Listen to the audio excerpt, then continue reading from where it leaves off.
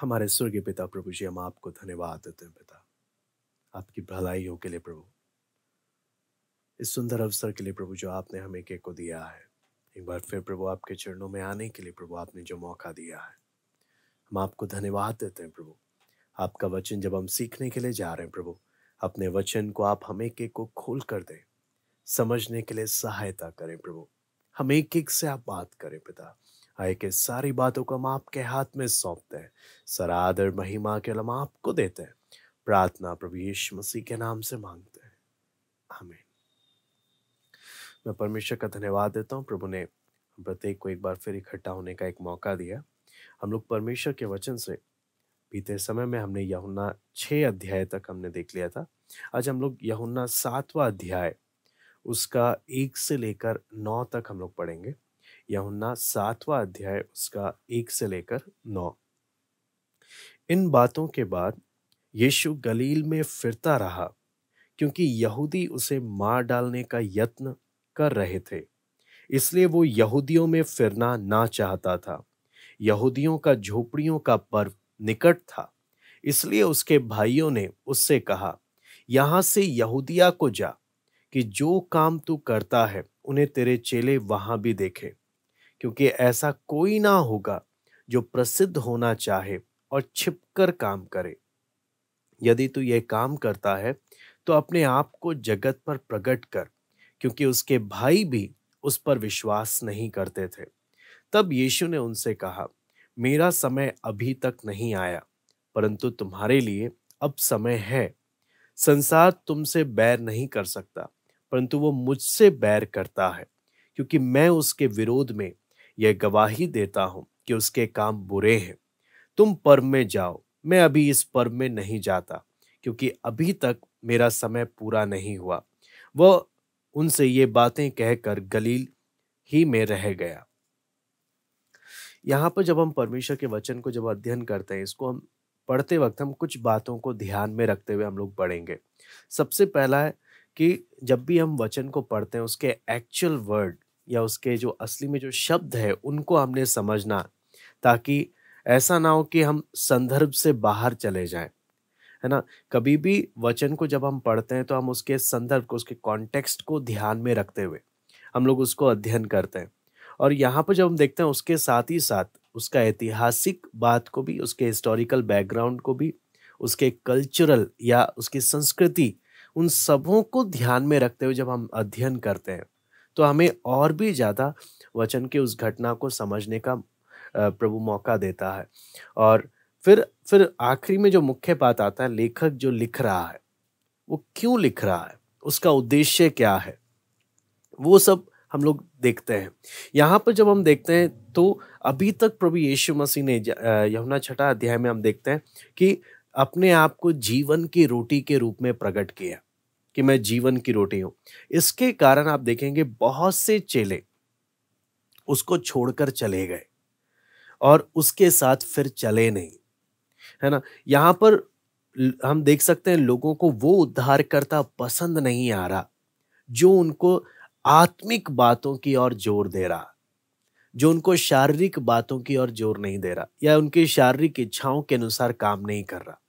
बहुत बार ऐसा होता है कि कई बार लोग संगति में भी जब आते हैं, उन्हें प्रार्थना में रुचि नहीं है, उन्हें वैसे ही लोगों से मिलना और बात करने में ज्यादा रुचि है। इधर उधर की बातें करना, लोगों के साथ बैठना, वो उनको ज्यादा अच्छा लगता है। लेकिन वो प्रभु के साथ वो समय बिताना, हम पीछे मुड़कर देख सकते हैं कितनी बार ऐसा समय हम अपने जीवन में देख सकते हैं कि जब भी कोई मिलने आता है या हम किसी से मिलते हैं और कोई जरूरी बात नहीं हो, तो क्या हम बोलते हैं कि आओ हम थोड़ी देर कुछ समय मिलकर हम प्रार्थना करते हैं, जो कि हमारे लिए बहुत ही एक आत्मिक उन्नति का कारण बनेगा। हम प्रार्थना को कई बार अवॉइड कर देते हैं। हम बातचीत कर लेते हैं, बैठ जाते हैं और फिर उसके बाद चले जाते हैं। लेकिन यहाँ पर जब हम देखते हैं, यही बात हम यहाँ पर लोगों को भी देखते हैं, लोगों को रुचि उन बातों में नहीं है जो प्रभु देना चाहता है। लोगों को रुचि है, हाँ, रोटी की बात करे, संसारिक पैसे की बात करे, धन दौलत की, बाकी सब चीजों की बात करे, लोगों को अच्छा लगता है। उसी प्रकार मैं अपने जीवन में देख सकता हूँ मेरी पसंद कहाँ पर है, मेरा मन किधर लगा हुआ है। यहाँ पर लोग इसलिए यीशु को छोड़कर चले गए क्योंकि यीशु मुख्य रूप से सिर्फ आत्मिक बात पर जोर दे रहा। और जो जिन लोगों का मन शरीर की बातों पर लगा हुआ है, उनके लिए प्रभु के संग चलना बहुत कठिन हो जाता है। यहाँ पर हम देखेंगे बहुत ही एक महत्वपूर्ण बात को, जो कि किस प्रकार लोगों की स्थिति है प्रभु यीशु के अपने भाइयों के द्वारा जो व्यवहार है ना, वो सब बातों को हम देखते हैं। यहाँ पर जब देखते हैं 6 अध्याय के बाद 7वें अध्याय में भी वही त्याग, चेलों का त्यागना, है ना, लोगों का यीशु को त्याग कर जाना, वही बात हम लोग यहाँ पर भी देख रहे हैं। अब यहाँ पर हम देखते हैं 7 का 1 में लिखा है, इन बातों के बाद यीशु गलील में फिरता रहा क्योंकि यहूदी उसे मार डालने का यत्न कर रहे थे। वचन में जब अधिकतर बार जब हम यहूदी देखते हैं, यहूदी जब हम पढ़ते हैं, तो वो यीशु के शत्रु के रूप में नजर आ रहे हैं, जो यीशु को मारने का प्रयास कर रहे हैं या कुछ ना। और मुख्य रूप से ये यहूदी में कौन लोग शामिल आ रहे हैं, जो वहाँ के धार्मिक अगुए हैं, फरीसी हैं, है ना, ये लोग सबसे ज्यादा यीशु से चिढ़े हैं और यीशु को मारने का प्रयत्न कर रहे हैं। यहाँ पर लिखा है, इसलिए वो यहूदिया में फिरना ना चाहता था। कहने का मतलब, अगर हम इसको सही अर्थ में, कई बार लोग इसको समझते हैं, देखो यीशु डर गया इसलिए उधर गया नहीं। हाँ, यहाँ पर देखते हैं हर चीज परमेश्वर प्रभु यीशु मसीह जो भी कर रहा है उसके पीछे एक उद्देश्य है। जानबूझकर बिना पिता के समय को पहचाने यीशु जानबूझकर खतरा को मोल नहीं ले रहा। आप देखेंगे जब समय आ गया अपने आप को समर्पण कर रहा कि आओ मुझे पकड़ लो, लेकिन जब समय नहीं आया उस चीज का, तो अपनी सेवकाई में किसी भी घटना को अवरोधक बनने नहीं दे रहा। पिता की इच्छा है अभी यहूदिया में नहीं जाना है, गलील में रहना। वो पिता की इच्छा और पिता के समय को समझते हुए, इसलिए सबसे बड़ी बात यहाँ पर हम 7वें अध्याय में देखते हैं, यीशु मसीह मेरा समय, अपने समय के ऊपर जोर दे रहा कि मेरा समय अभी नहीं आया, है ना। ये हम परमेश्वर के संग हम जब वचन सीखते हैं, प्रार्थना कर रहे हैं, हम लोग अपने जीवन में देखें हम कौन से समय के अनुसार हम लोग चलते हैं, हमारा टाइम टेबल कैसा है, प्रभु यीशु मसीह का टाइम टेबल कैसा था। प्रभु यीशु हर एक घटना को पिता के समय को पहचानते हुए कर रहा कि क्या पिता तेरी इच्छा है, क्या वो समय आ गया कि मैं ये काम करूं। पिता की इच्छा के अनुसार हर एक कार्य को करना, वो एक सबसे बड़ी बात हम लोग यहाँ पर देख सकते हैं।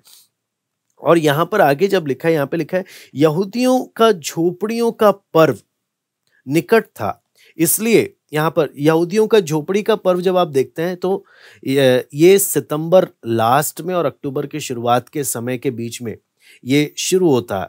और जहाँ पर एक बहुत ही, आपको मालूम है, बहुत ही ये कंपल्सरी त्योहार है, आप सब जानते हैं इसको, कि इन लोग को साफ साफ यहूदियों को बोला जाता है कि ये नियम था कि जो 15 से 20 मील की दूरी पर है, इन पर्वों में इनको अवश्य शामिल होना है। इसको ये लोग क्या नहीं कर सकते, टाल नहीं सकते।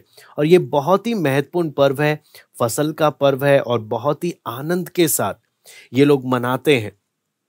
और यहाँ पर जब हम देखते हैं इसके बारे में, जब हम इतिहास में भी देखते हैं, तो हमें मालूम चलता है कि हेरोद ने जो मंदिर बनाया था, लोग क्या करते थे, वहां पर सबके सब इकट्ठे हुआ करते थे और ये लोग भी अपना एक शेल्टर या झाड़ियों से, डालियों से क्या करते थे, अपना रहने का स्थान, अपने अपने घरों से निकलकर ये भी क्या करते थे, अपने उन समय को, इजराइल लोग जब 40 साल जंगल में थे, उस घटना को याद करते हुए ये लोग भी क्या करते थे, डालियों से अपने रहने का स्थान बनाते थे। और इतना होता था कि सूरज की किरणें आ सके, रात को आसमान में ये चांद सितारे देख सके। इस तरीके से ये लोग क्या करते थे, बनाते थे। और ये एक आनंद का पर्व कर कर ये लोग क्या करते थे। और एक सबसे ये कम से कम 7 दिन का होता था। 7 दिन के इस त्योहार में ये लोग क्या करते थे, जकरिया नबी ने जैसे क्या आनंद का समय, जकरिया नबी के पुस्तक में जो लिखा हुआ है उसके हिसाब से तंबुओं के पर्व के बारे में यहाँ पर जो डिटेल है। और ये लोग क्या करते थे, हाथ में फलों को, जो इन लोग एथ्रोक कहते थे, फलों को लेते हुए जाते थे। और इसके साथ साथ ये लोग अपने दाहिने हाथ में ये लोग क्या करते थे, 3 प्रकार के चीज़ों को लेते थे। फिर ताड़े के पेड़ के डालियाँ लेते थे, और बाकी जो भी टहनियाँ हैं, टहनियों को लेकर, इनको ये इन सबको लेकर ये बोलते हैं मेटल यानी लुलाब, या इन सबको लेकर ये लोग जाते थे इज़राइलियों की यात्रा के 3 अलग-अलग पहलू को। फिर साथ ही साथ ये लोग क्या करते थे, पूरे मंदिर को चारों तरफ से दीवटों से रोशन कर देते थे। वो इस बात को स्मरण करते हुए कि इज़राइल लोग जैसे परमेश्वर का आग का खंभा उनकी अगुवाई करता था, तो ये क्या करते थे, मंदिर को पूरे दीवटों से जलाकर रखते थे। और सुबह के समय में याजक शिलोम के कुंड में क्या करता था, वहां पर जाता था, और पूरी भीड़, सारे इज़राइलियों की भीड़ पीछे पीछे जाती थी। और वहां पर ये लोग क्या करते थे, भजनों का, दाऊद के लिखे गए भजने, उन भजनों के गीतों को गाते हुए ये लोग वहां जाते थे। और याजक सोने का मटका लेकर उसमें से पानी भरकर ये क्या करता था, वहां पर ये लोग पढ़ते थे यशाया 12:3 कि उद्धार के कुंड से तू पानी निकालेगा कर कर। और लोग फिर वहां से गाते हुए वापस क्या बोलते हैं, जल फाटक के पास पहुंचकर तुरी फूकी जाती थी। उस समय में लोग क्या करते थे, बाकी सब कार्यों को पूरा करते थे जो जो उनके नियम में दिए गए हैं। तो ये जो क्रम है 7 दिन तक चलता रहता था। ऐसे में इसके भाई लोग इसको बोलते हैं, प्रभु यीशु को बोलते हैं, इसलिए लिखा है, इसलिए उसके भाइयों ने उससे कहा, यहां से यहूदिया को जा, कि जो काम तू करता है उन्हें तेरे चेले वहां भी देखे। और चौथे में लिखा है, क्योंकि ऐसा कोई ना होगा जो प्रसिद्ध होना चाहे और छिपकर काम करे। यदि तू ये काम करता है तो अपने आप को जगत पर प्रकट कर, क्योंकि उसके भाई भी उस पर विश्वास नहीं करते थे। यहाँ पर कई बातें यहाँ पर हमें समझ में आती है कि किस प्रकार इसके भाई लोग बोल रहे हैं। इसके भाई लोगों का प्रभु यीशु मसीह के भाइयों के बारे में जब हम देखते हैं, यहाँ पर कई बातें हम लोग को सीखने को मिल सकती है। सबसे पहला है, जब लोग मजाक उड़ाते हैं या हमारी बातों को क्या बोलते हैं, बेतुकी समझकर या हमारी बातों पर विश्वास नहीं करते, उस समय हमारा व्यवहार किस प्रकार का होना चाहिए, है ना। यहाँ पर हम देखते हैं प्रभु यीशु मसीह की सेवकाई को 7:1 और 2 में जब जैसे हम देखते हुए आए थे कि यीशु मसीह गलील में रह गया, वो गया नहीं यहूदिया की ओर। और आगे जब हम पढ़ते हैं यहाँ पर परमेश्वर के वचन में, लास्ट टाइम जब हमने पढ़ा था यूहन्ना 6:4 में पढ़ा था कि वो यहूदिया में था। उसके बाद से अनुमान लगाया जाता है 6 महीने से 1.5 साल का बीच का गैप है। 6 महीने से 1.5 साल का बीच का गैप है। और उसमें यहाँ पर हम देखते हैं प्रभु यीशु मसीह यहाँ पर जब रुक गया, तो गलील के बारे में जब हम कहते हैं, गलील के बारे में जब पढ़ते हैं, यहाँ पे कई बातें, 2 महत्वपूर्ण लेसन है कि यीशु अपने आप को खतरे से इसलिए बचा रहा है ताकि सेवा को निरंतर कर सके। दूसरा बात, यहूदिया बहुत ही प्रसिद्ध जगह है, इसलिए इसके भाई लोग बोलते हैं, तू अगर इतना ही सच में वो मसीह है तो वहां पर क्यों नहीं जा रहा, वहां पर तू जाकर चमत्कार कर। लेकिन गलील प्रसिद्ध जगह नहीं है, बहुत ही क्या बोलते हैं, बिल्कुल लोग उसको कुछ महत्वपूर्ण जगह कर कर देखते ही नहीं है, बहुत ही साधारण, बिल्कुल छोटा सा। तो यहां पर हम देख सकते हैं कि परमेश्वर अपने पुत्र को ऐसी जगह में सेवकाई के लिए रख रहा है जो महत्वपूर्ण नहीं है, जो बाहर से देखने में लोगों के नजरिए में कोई प्रसिद्ध जगह नहीं है। कोई बोलते हैं ना, कोई जैसे इंसान चाहता है, अगर इंसान की सोच के अगर मुझे प्रसिद्ध होना है, मुझे ये करना है, मुझे वो करना है, प्रभु यीशु मसीह को पिता ऐसी जगह में रख रहा है जहां लोगों की दृष्टि में कुछ भी नहीं है, जगह कुछ खासियत नहीं है उस जगह की, या वहां के लोगों का कोई महत्व नहीं है। ऐसी जगह में परमेश्वर अपने पुत्र को सेवकाई के लिए रख रहा है। इससे हम एक एक को बहुत कुछ सीखने को मिल सकता है कि परमेश्वर अगर मुझे कहीं रख रहा है, आज हम जहां कहीं हैं, हमने बस इस बात को समझना है, परमेश्वर ने मुझे रखा है। मैं 2 काम कर सकता हूं, मैं बुड़बुड़ा सकता हूं, मैं 10 लोगों के कानों में कुछ अपने अंदर की खटास को निकाल सकता हूं, या मैं इसे इस नज़र से देखूं कि प्रभु ने मुझे यहाँ रखा है और मुझे यहाँ रहकर मुझे प्रभु की महिमा करनी है। सारी बात आती है, मैं अपने जीवन में आने वाली घटनाओं को, मैं जिधर भी हूं, है ना, मैं जिधर भी हूं, मुझे पिता ने मुझे वहां रखा है। यीशु अपने आप को क्या दिख रहा है? पिता चाहता है मैं गलील में रहूं। यहूदिया प्रसिद्ध जगह है, हाँ, प्रसिद्ध होने के लिए बहुत ही अच्छा जगह है यहूदिया। वहां जाएंगे तो क्या होगा, वो लोगों को अपनी ओर खींच भी सकता है। अगर आप देखेंगे यीशु के चमत्कारों को, यीशु गलील में है, दाखरस को, पानी को दाखरस में बदल रहा है, कई चमत्कार यीशु गलील में कर रहा। लेकिन यीशु ने क्या नहीं किया, जो अगर हम वचन को जब देखते हैं तो यीशु ने कई चमत्कार गलील में ही किए हैं, लेकिन यहूदिया में एक चमत्कार किए है अभी तक, जहां हम तक पढ़ के आ रहे हैं। और वो चमत्कार को भी लोग चमत्कार की नजर से नहीं देख रहे, बल्कि इस नजर से देख रहे हैं कि इसने सबत के नियम को तोड़ा है। वो कौन सा चमत्कार? जब वो लकवे के रोगी को चंगा कर रहा, तो लोग इसको क्या एक दुश्मन की नजर से देख रहे हैं, जो सबत को तोड़ने वाला है। तो यीशु के अपने भाई क्या बोल रहे हैं? तू वहां पर चले जा, वहां पर जाकर चमत्कार कर, ताकि लोग क्या करें, जो चेले तुझे छोड़कर चले गए। यीशु के भाइयों को मालूम चल रहा है कि यीशु के चेले यीशु की सेवकाई में यीशु को छोड़कर जा रहे हैं। हाँ, वहां पर जा, तो वहां पर चमत्कार दिखा तो लोग वापस तेरे पीछे आ जाएंगे। हाँ, तो लोग बहुत कुछ बोल रहे हैं, है ना, लेकिन यीशु वहां पर क्या चीज देख रहा है? पिता ने मुझे यहां पर रखा है, पिता ने मुझे यहां पर रखा है। ये जगह प्रसिद्ध नहीं है। मुझे यहूदिया में मैं नहीं जा रहा, इसका मतलब नहीं कि मैं घर बैठे रहूं, सेवा ना करूं। मुझे पिता ने कहां पे रखा है? मुझे गलील में रखा है। मुझे गलील में रहकर पिता की सेवा करनी है।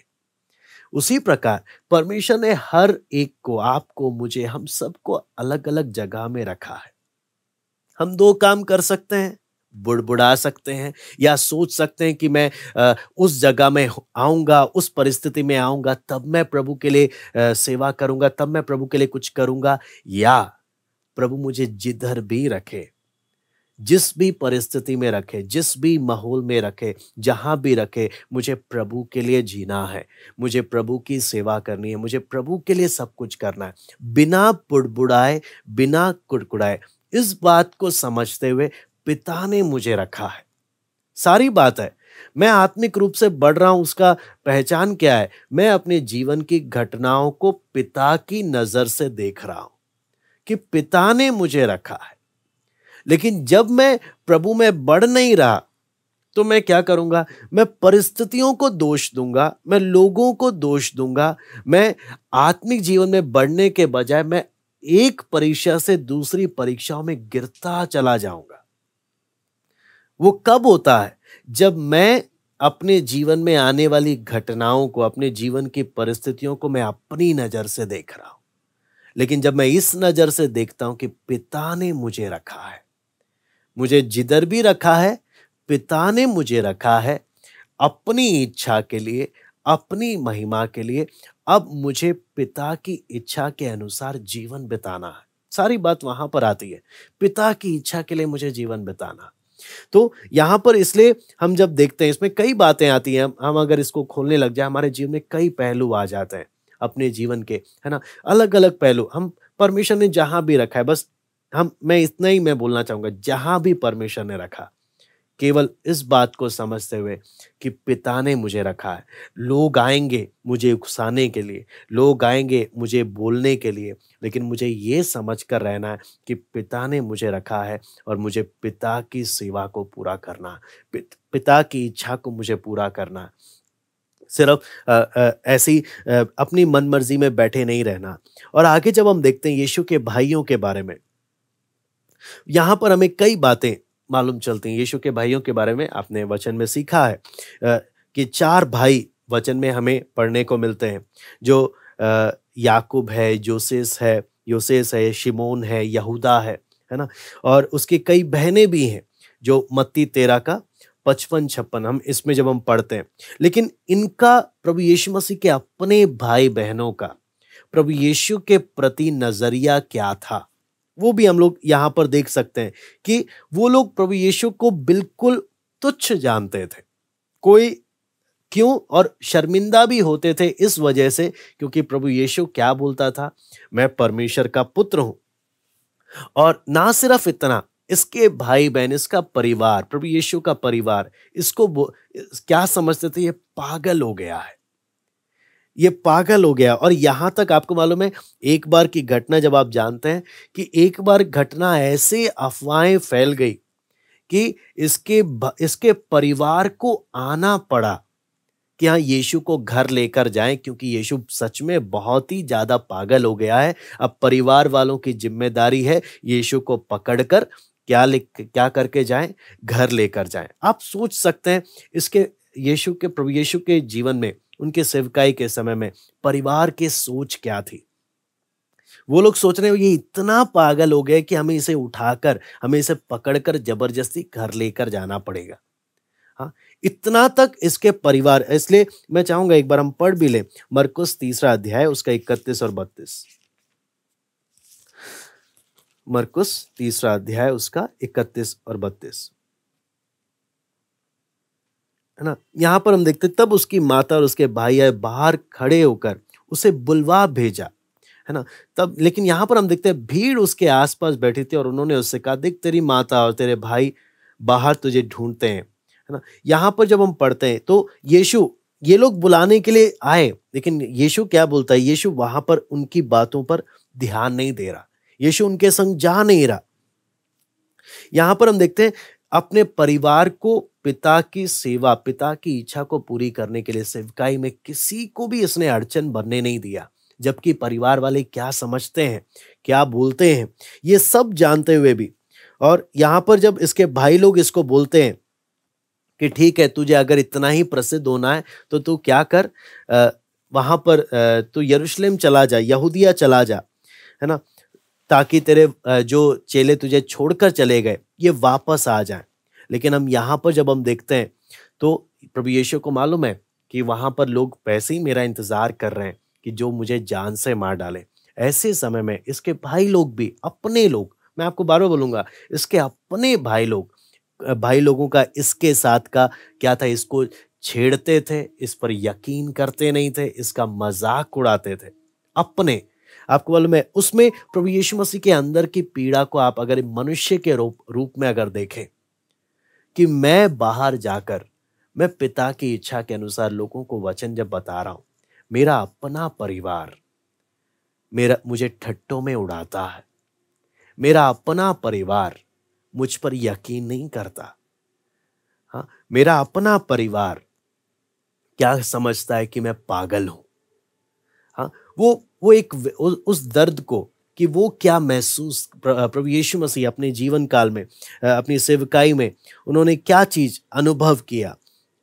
और ऐसे समय में आप देखेंगे कितनी बार, आप देखेंगे नाजरत में कम से कम 2 बार प्रभु यीशु मसीह को क्या किया गया, ठुकरा दिया गया, वहां से उसको जाना पड़ा। एक बार तो उसको जान से मारने का क्या किया गया, कोशिश किया गया। उसके अपने क्या बोलते हैं पड़ोसी और इसके अपने परिवार के लोग क्या समझते थे, ये पागल हो गया। और वहां के धार्मिक अगुए क्या बोलते थे, इसको दुष्ट आत्मा ने पकड़ा है। आप समझना, प्रभु यीशु मसीह जब सेवा कर रहा है, क्या क्या बातें उसको सुननी पड़ रही हैं। बाहर तो लोग हैं ही हैं जो इसके विरुद्ध हैं, इसके अपने परिवार के लोग, जो अपने भाई बहन जो इसके संग बड़े हुए हैं, जिन्होंने इसको अपने घर में अच्छे से देखा है, हाँ, अच्छे से इसके जीवन को देखा है, परखा है, तब भी इस पर इन्होंने क्या नहीं किया, विश्वास नहीं किया, है ना। इससे हम लोग देख सकते हैं प्रभु किस प्रकार से हर प्रकार की वेदनाओं को, बाहर से भी अंदर से भी, हर प्रकार की वेदनाओं को सहते हुए पिता की इच्छा को पूरी कर रहा है। इससे हमें क्या चीज सीखने को मिल रहा है कि हमारे जीवन में ऐसी कोई घटना नहीं, हमारे जीवन में ऐसा कोई दुख नहीं, हमारे जीवन में ऐसी कोई वेदना नहीं जिसे वो ना समझ सके, क्योंकि उसने भी अपने घर परिवार, अपने समाज, अपने लोगों के बीच में जितनी वेदनाएं मिल सकती थी उसने सब कुछ उसने क्या किया, उसने सहा, सब कुछ उसने सहा। इसलिए यहाँ पर जब हमें सीखने को मिलता है, हमें कई बातें इसमें और हम देख सकते हैं। आपको मालूम है मरियम के द्वारा यीशु के बाकी, मरियम और यूसुफ के द्वारा यीशु के बाकी भाई बहनों का जब जन्म हुआ, तो इनको जब एक अच्छा मौका मिला तब भी इन्होंने यीशु की एकमात्रता को समझा नहीं। और यहां पर हम देखते हैं इनके पास जो भी मौका मिला तब भी साथ रहकर भी ये अविश्वासी बने रहे। एक अविश्वासी कहने का मतलब क्या है? एक व्यक्ति खुद चुनता है। अगर मैंने अपने मनों को बंद कर रखा है, मैं आपको बार बार बोलूंगा, अगर मैंने अपने मनों को बंद कर रखा है तो मेरे सामने भी सच्चाई होगी, लेकिन मैं उसे कभी पहचान नहीं पाऊंगा, मैं कभी उसे पहचान नहीं पाऊंगा। हाँ, यहां पर अब प्रभु यीशु मसीह को जब देखते हैं, बिल्कुल सिद्ध मनुष्य है जिसमें कोई कमी नहीं है, लेकिन भाइयों के, अपने परिवार की इसके प्रति सोच किस प्रकार की थी।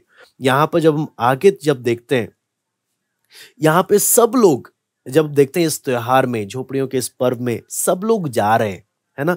ये त्योहार में तो जा रहे हैं लेकिन अपने मसीहा को त्याग रहे हैं। त्योहार में तो जा रहे हैं लेकिन अपने मसीहा को त्याग रहे हैं। इससे हमें क्या चीज समझ में आता है? रीति रिवाज पूरा करना कितना आसान है, लेकिन सच्चे परमेश्वर के संगति में रहना, यह है असली चुनौती। मैं दोबारा से बोलूंगा, रीति रिवाज पूरा करना कितना आसान है। ये यहूदी लोग अपने मसीहा को जो उनके पास आ गया उसको त्याग रहे हैं, लेकिन रीति रिवाजों को पूरा करने के लिए जोर शोर से क्या कर रहे हैं? उसमें भाग ले रहे हैं।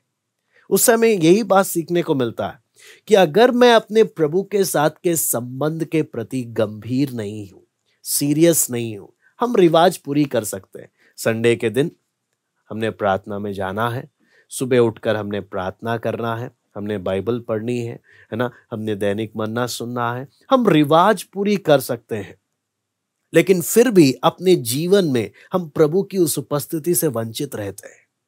सारी बात कहां पर आती है? क्या मैं अपने जीवन में प्रभु की उपस्थिति में मैं चल रहा हूं, या मैं अपने जीवन में एक रिवाज को पूरी कर रहा हूं? आज मरियम और यूसुफ के जब प्रभु यीशु 12 वर्ष के थे, उस समय की घटना को हम अगर पीछे मुड़कर देखें तो ये लोग सोच रहे हैं प्रभु साथ में है, लेकिन ये आगे निकल गए, यीशु पीछे रह गया। उसी प्रकार अगर हम सीरियस नहीं है, हमें लगेगा हम प्रभु के संग चल रहे हैं, लेकिन कितनी बार ऐसी घटनाएं घटती है कि हम रीति रिवाजों में आ जाते हैं और ना जाने प्रभु की उपस्थिति को हम अपने जीवन में कितने समय पीछे हम छोड़कर चले गए।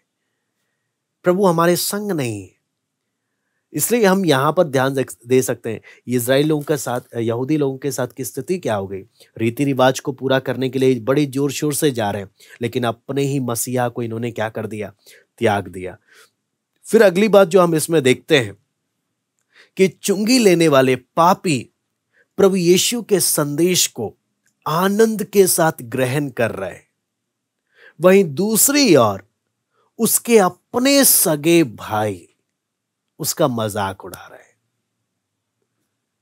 आप देखें प्रभु यीशु के जीवन को, प्रभु यीशु का जीवन जब हम देखते हैं, अध्ययन करते हैं, पापी और चुंगी लेने वाले बड़े आनंद के साथ वचन को ले रहे हैं अंदर, लेकिन अपने अपने घर के रहने वाले उसका क्या कर रहे हैं? मजाक उड़ा रहे हैं, उसको छेड़ रहे हैं, उसकी बातों पर यकीन नहीं करते।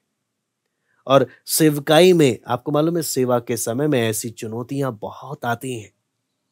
सेवा बोलना आसान होता है, लेकिन ऐसी घटनाएं कितने ही परमेश्वर के दासों के जीवन में होती है। वो अनुभव करते हैं कि बाहर जो लोग वचन की ओर जो सीरियस हैं, वो वचन की ओर ध्यान देने जब आते हैं, आत्मिक उन्नति करने, जो संग रहने वाले वो वचन को गंभीरता से लेते नहीं है। वो वचन को, या अगर बोले तो पुराने विश्वासी बोल सकते हैं, पुराने लोग बोल सकते हैं, जो दावा तो करते हैं हम पुराने हैं, जो दावा तो करते हैं हम ये हैं, लेकिन प्रभु के साथ की वो संगति नहीं है। और उनके आचरण को देखकर नए भी ठोकर खा जाते हैं कि अगर ये ऐसे हैं तो फिर हम क्यों क्या करें, सही से चलें। बहुत बार ऐसी घटनाएं घटती है, कितनी जगहों में देखने को मिलता है कि परमेश्वर के संत जन, परमेश्वर के दास दासी लोग वचन सिखाते हैं, संगति देते हैं, बढ़ते हैं, लेकिन पुराने क्या करते हैं, पुराने उन्हीं प्रभु के दास दासियों के विषय में ना जाने क्या क्या बातें अपने घरों में, ना जाने नए लोगों के बीच में वो बोल देते हैं। और उन्हें ये नहीं मालूम, समझ में नहीं आता कि मेरे इस बोलने के द्वारा ना सिर्फ मैं अपना ही आत्मिक जीवन का नुकसान कर रहा हूं, बल्कि जो नया व्यक्ति है, जो प्रभु के संग चलना चाहता है, आत्मिक रूप से बढ़ना चाहता है, मैं उसके भी जीवन को उजाड़ रहा हूं, मैं उसके भी विश्वास में मैं ठोकर का कारण बन रहा हूं। इस कारण वो अपने ही जीवन में, है ना, जब इसे प्रभु यीशु मसीह बोलता है हाय है उस पर जो दूसरों के लिए क्या बनता है, ठोकर का कारण बनता है। क्यों? यहां पर प्रभु यीशु मसीह के जीवन को भी जब देखते हैं, प्रभु बोलता है कि ठोकर खाना तो अवश्य है, लेकिन हाय है उस इंसान पर जिसके कारण ठोकर लगती है, जिसके कारण ठोकर लगती है। तो हम देख सकते हैं क्या मेरा जीवन, आप सोचो प्रभु यीशु मसीह के अपने भाई, है ना, अपने लोग, अपने करीबी संग बड़े हुए, प्रभु यीशु के घर में प्रभु यीशु को देखते हुए बड़े हुए हैं। अच्छा मौका था, है ना, प्रभु को जानने का, सब कुछ करने का, तब भी अविश्वासी रहे। दूसरी बात, बाकी लोग वचन को आनंद के साथ स्वीकार कर रहे हैं, लेकिन ये वचन का मजाक उड़ा रहे हैं, उसको उसका मजाक उड़ा रहे हैं। हम देख सकते हैं कि एक व्यक्ति, यहां पर वचन की कमी नहीं है, यहां पर एक व्यक्ति की आदत की, जिसने चुना कि मैं ऐसा ही रहना चाहता हूं, है ना। अपने संगी भाइयों ने जो सोच लेकर चले, और आगे जब हम लोग देखते हैं परमेश्वर के वचन में, तो लोग इसके भाई जब इसको बोल रहे हैं, जो इसको बात बोल रहे हैं वो क्या है कि तुम जाओ, जाकर क्या करो, लोगों के सामने क्या करो, दिखाओ कि तुम कितने महान हो। लेकिन प्रभु यीशु मसीह यहां पर जब आप देखते हैं इसके पूरे इस घटना को, यूहन्ना 7वां अध्याय, उस घटना को जब हम देखते हैं, हमारे जो हम पढ़ते हैं उसका 7 का 1 से 9 में जब आप पढ़ते हैं, प्रभु यीशु मसीह क्या बोलता है, लोग बोलते हैं क्योंकि ऐसा कोई ना होगा जो प्रसिद्ध होना चाहे और छिपकर काम करे।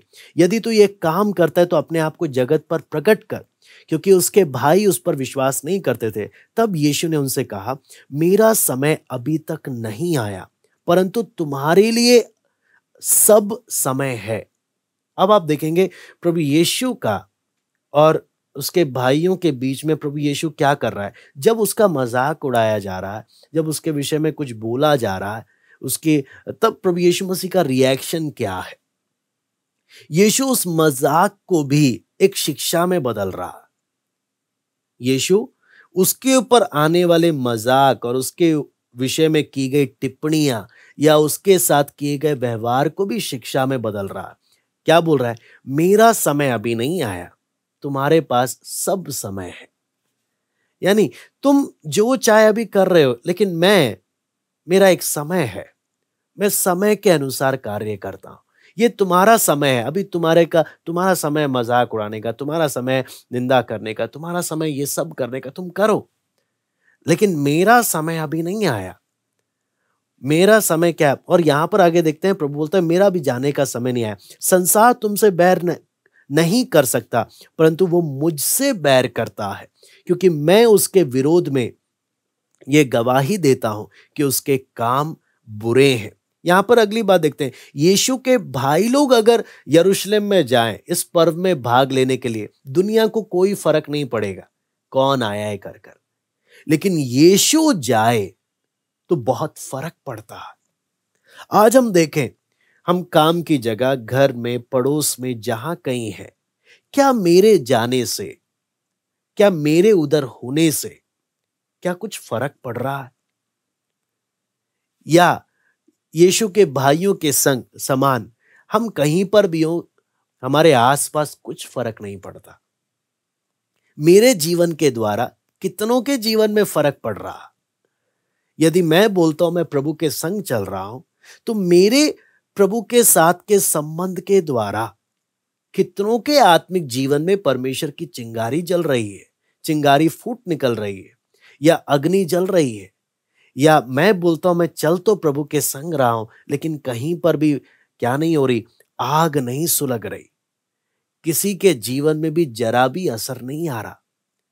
अगर ऐसा होता है तो वो क्या चीज दिखाता है, कहीं फॉल्ट है जिसे जांचने की क्या है, जरूरत है। यीशु के भाई जाए कोई फर्क नहीं पड़ता, लेकिन प्रभु यीशु जाए बहुत फर्क पड़ता है। इसलिए प्रभु बोलता है कि मैं जाता हूं, संसार तुमसे बैर नहीं कर सकता, मुझसे बैर करता है, क्योंकि मैं उसके विरोध में गवाही देता हूं कि उसके काम बुरे हैं। फिर आके लिखा है, तुम पर्व में जाओ, मैं अभी इस पर्व में नहीं जाता, क्योंकि अभी तक मेरा समय पूरा नहीं हुआ।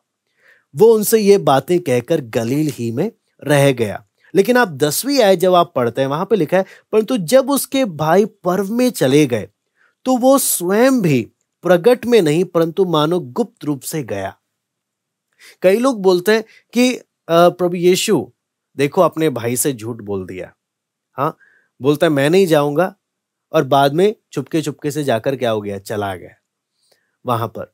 लेकिन यहां पर जब हम देखते हैं, प्रभु यीशु हर बात को पिता के समय के अनुसार कर रहा। पिता जब तक इशारा नहीं दे रहा, ये कहीं पर भी कदम नहीं बढ़ा रहा। लोग चेले यीशु के भाई प्रेशर डाल रहे हैं जा, लेकिन प्रभु यीशु जल्दबाजी नहीं कर रहा। वो पिता के इशारे की ओर ध्यान दे रहा, सही समय की ओर ध्यान दे रहा है, सही अवसर की ओर ध्यान दे रहा है। इस समय क्या चीज मालूम चलता है, परमेश्वर हमारे समय के अनुसार काम नहीं करता, वो अपने समय के अनुसार काम करता है। और जो लोग परमेश्वर के संग चलते हैं, उन्हें परमेश्वर के समय को पहचानने का एक आदत में आना है कि प्रभु मुझे तेरा समय, तेरी इच्छा, इन बातों को पहचानने के लिए आत्मिक समझ मुझे चाहिए। मैं आपको देखते हैं यीशु मसीह हर बात आप देखेंगे पूरे यीशु के, प्रभु यीशु के जीवन को, वो समय, मेरा समय नहीं आया, या मेरा समय, वो समय आ गया है। आप देखेंगे बार बार वो लिखा है। क्यों? पिता के समय को, वो परमेश्वर के टाइम टेबल को, उसको समझते हुए प्रभु की इच्छा को पूरा करना, वो एक आत्मिक समझ की जरूरत है। तभी एक व्यक्ति पहचान पाएगा कि कब प्रभु चाहता है कि मैं अभी यहां पर रहूं, कब प्रभु चाहता है मैं आगे बढ़ूं, कब प्रभु चाहता है मैं ये इधर जाऊं। वो है पिता के समय को पहचानना। लेकिन अगर हम परमेश्वर के समय को नहीं पहचानेंगे, आप वचन में देखेंगे कितने लोग हैं जो परमेश्वर का समय का इंतजार नहीं किया, जिन्होंने और अपनी मर्जी से कदम बढ़ाया, और उनके जीवन में जो मुसीबतें आ गई। मैं एक उदाहरण लेता हूं अब्राहम का। परमेश्वर ने बोला मैं तुझे एक बेटा दूंगा, मैं दूंगा। अब्राहम परमेश्वर के समय का क्या नहीं कर पाया, इंतजार नहीं कर पाया, और हाजिरा के द्वारा इश्माइल का क्या हो गया, जन्म हो गया, जिसके कारण परिवार में जो तहस नहस हुआ, बिना बात में परिवार में आने वाले झगड़े, बिना कारण से। कहने का मतलब, जब हम परमेश्वर के समय के अनुसार नहीं चलते तो अननेसेसरी झगड़े परिवार में आ जाते हैं, अननेसेसरी मुसीबतें परिवार में आ जाते हैं, अननेसेसरी दुख हमारे जीवनों में आ जाते हैं। कहने का मतलब पिता के समय को पहचानते हुए कदम बढ़ाना। इसके लिए बहुत जरूरी है हमारे अंदर की प्रार्थना है, उन्हें प्रभु वो आत्मिक समझ मुझे दे कि मैं हर बात में तेरे समय को पहचानते हुए मैं कदम बढ़ाऊं, धीरज रखते हुए, कोई जल्दबाजी ना दिखाते हुए, कोई अपनी मनमर्जी ना करते हुए, तेरे समय को पहचानते हुए एक एक कदम मैं बढ़ाऊं। और अगर वो समय पहचान कर करेंगे तो अंत के समय में हम एक शांति से क्या बोल पाएंगे, जो काम पिता ने मुझे दिया था उसे मैंने पूरा किया है। लेकिन अपनी इच्छा के अनुसार अगर कदम बढ़ाते हुए आगे बढ़ रहे हैं, तो हम क्या बोलेंगे? पता नहीं आगे क्या होगा। हम अननेसेसरी, अनवांटेड, कितनी अनचाही मुसीबतों में अपने आप को हम फंसा लेंगे। शैतान चाहता है हम परमेश्वर के समय का इंतजार ना करें, हम धीरज ना धरे, हम जल्दबाजी हर कदम में दिखाएं। लेकिन यहां पर वचन में हम जब देखते हैं यीशु के भाई लोग कितना भी प्रेशर डालें, दो लेसन है। यीशु पिता के समय से पहले कोई काम नहीं करेगा, पिता के समय का इंतजार करेगा। दूसरी बात, यीशु के भाइयों के जाने से यरूशलेम में कुछ नहीं होने वाला, दुनिया कुछ नहीं बोलेगी, लेकिन यीशु के जाने से बहुत बदलाव आता है, बहुत बदलाव होता है। इसलिए हमने कई बातें इसमें हमने देखा, कई बातें हमने इसमें अध्ययन किया। प्रभु यीशु के अपने भाई, अपनी बहनें यीशु के विषय में क्या सोचते थे, प्रभु किन दुखों से होकर गया, क्या क्या व्यक्तिगत जीवन में उसने उन दुखों को अनुभव किया। दूसरी बात, पिता ने जिधर मुझे रखा है, जिधर मुझे रखा है उधर मैं रहकर पिता की इच्छा को पूरा करूंगा। बुड़बुड़ाऊंगा नहीं, कुड़कुड़ाऊंगा नहीं, बल्कि पिता की महिमा मैं करता रहूंगा। हाँ, पिता की सेवा मैं करता रहूंगा। आप देखेंगे इजरायलियों के साथ की दिक्कत क्या थी? परमेश्वर ने जंगल में लाया, बुड़बुड़ाना शुरू कर दिया।